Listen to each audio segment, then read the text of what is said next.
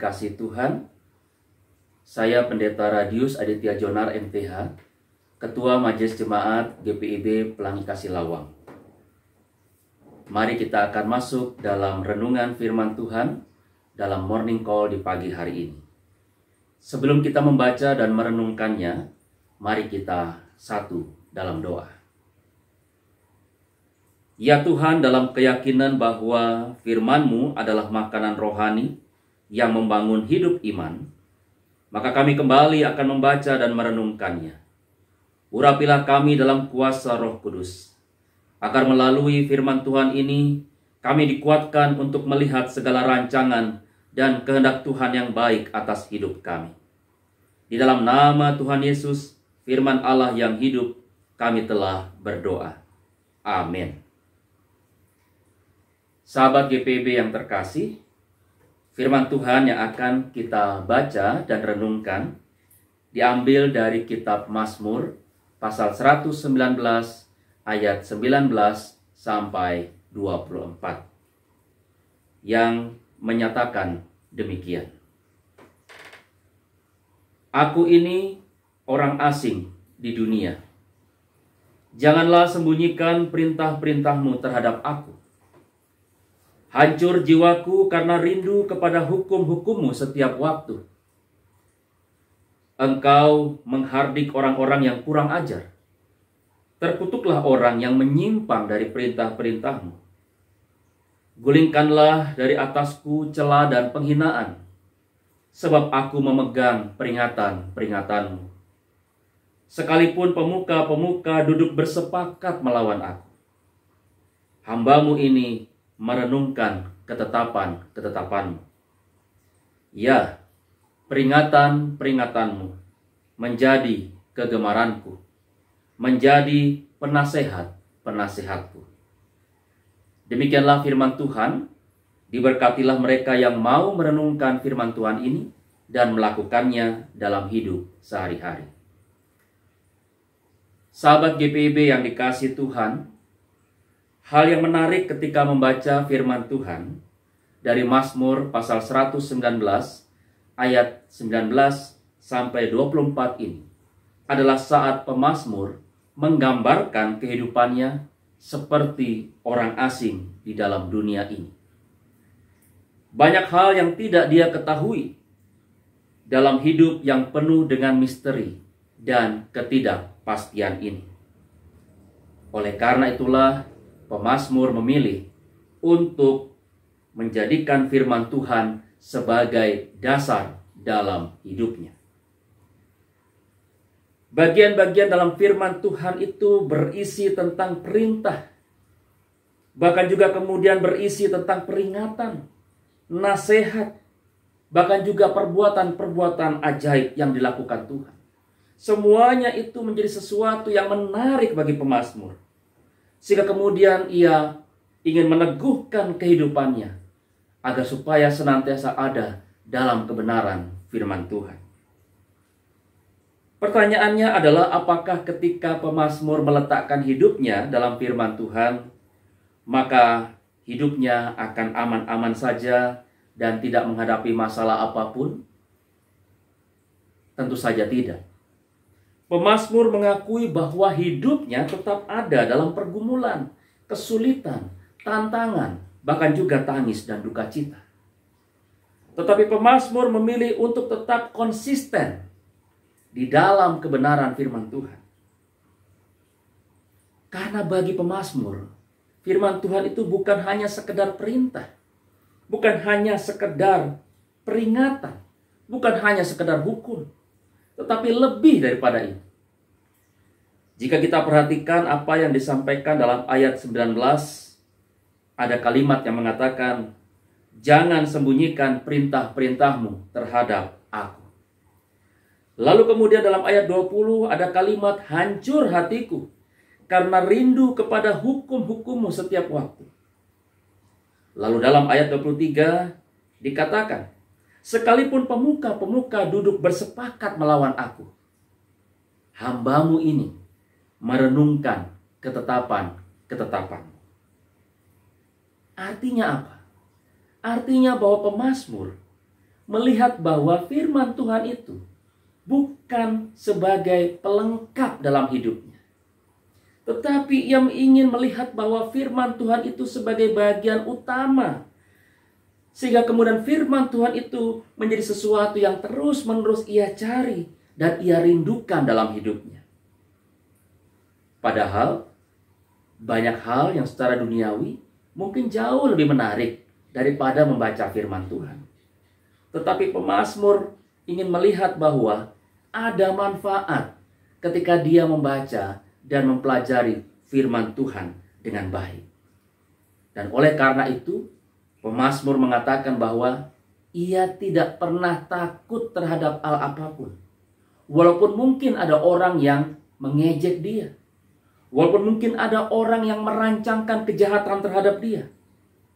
Karena dia yakin bahwa di dalam firman Tuhan itu ada kebenaran janji yang bisa ia pegang teguh. Apapun yang orang jahat lakukan terhadap dirinya, ia yakin Tuhan pasti akan menolong dia. Dan oleh karena itu tidak mengherankan kalau pemazmur kemudian berulang-ulang kali menyatakan kerinduan hatinya untuk terus-menerus mencari kehendak Tuhan melalui firman-Nya. Sahabat GPIB yang dikasihi Tuhan, bagaimana dengan kita? Apa arti firman Tuhan bagi hidup kita? Apakah firman Tuhan itu hanya menjadi pelengkap dalam kehidupan kita, ataukah dia menjadi bagian utama yang membangun hidup kita?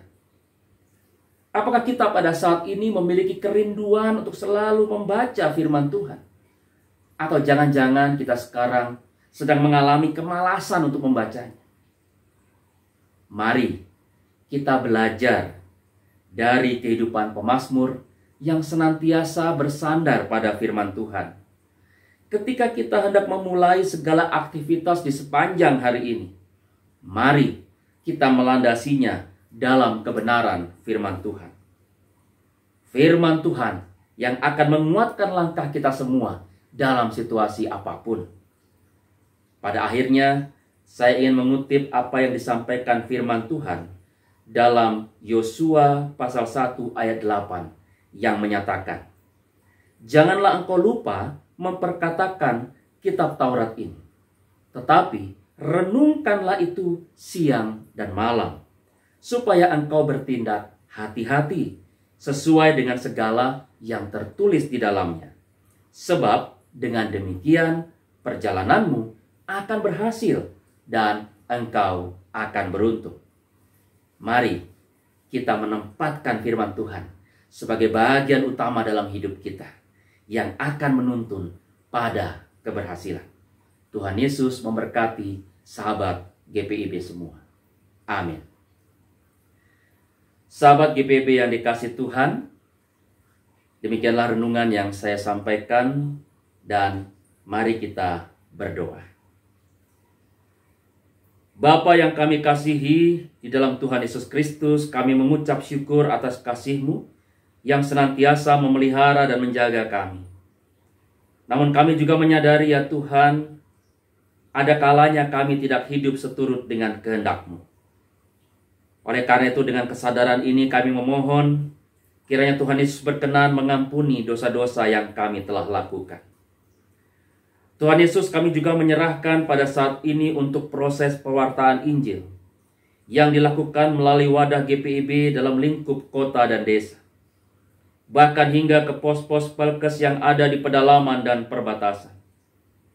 Tuhan Yesus, berkatilah apa yang tengah dikerjakan, agar melalui semuanya ini nama-Mu dipermuliakan.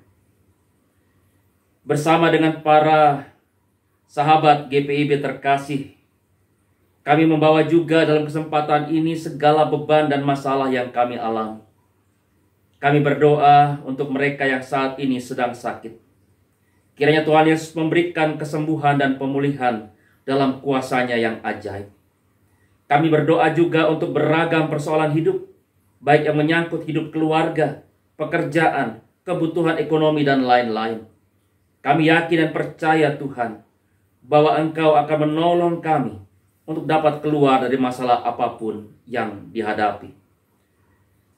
Kami juga mendoakan saat ini Tuhan, untuk kehidupan bangsa dan negara kami. Berikanlah bangsa kami kesejahteraan, keamanan, kerukunan, bahkan juga pembangunan yang terus berkelanjutan. Kiranya Tuhan juga membimbing para pemimpin bangsa kami, agar senantiasa ada dalam hikmat dan sikap yang takut akan Tuhan.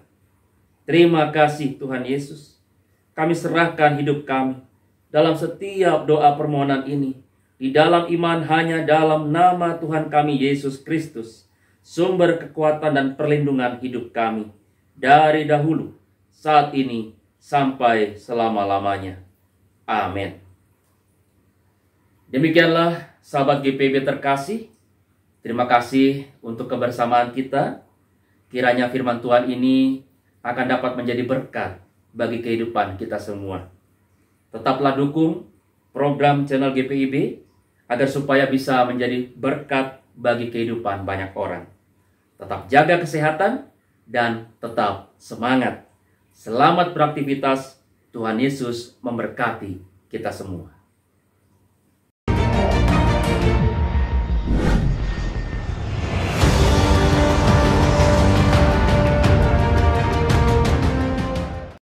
Sekolah Tinggi Ilmu Kesehatan Gria Husada Surabaya membuka penerimaan mahasiswa baru tahun ajaran 2023 sampai 2024.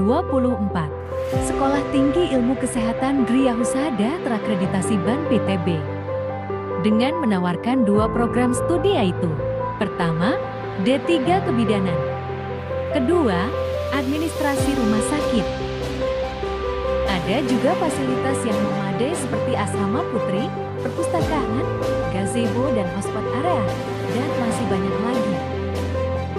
Pendaftaran gelombang pertama dibuka pada Desember 2022 sampai Februari 2023. Gelombang kedua dibuka pada Maret 2023 sampai Mei 2023. Gelombang ketiga dibuka pada Juni 2023 sampai September 2023. Untuk informasi lebih lanjut dapat menghubungi